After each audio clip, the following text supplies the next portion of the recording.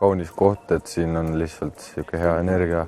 See ei ole nii, et sa oled siin kinni, sa võid iga hetk minna, kui sa tahad, kui sa oled siia vabatahtlikult tulnud.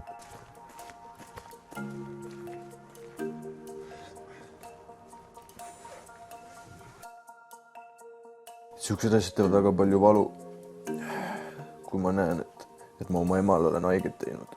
Ja siis seal ma lihtsalt nudsin koos emaga. Ja ütles, et ma ei taha seda elu enam elada.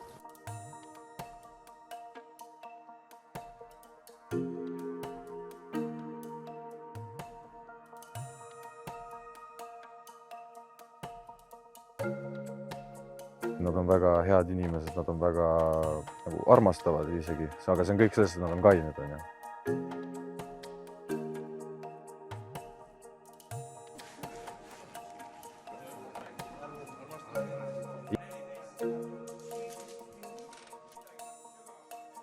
See kõige suurem abi on see, et meil on inimeste vastu lugupidamine. Ja minu kui töötaja roll on leida ja näha temasse teine inimene ülesse ja läbi armastuse ja headuse tema sees kasvada.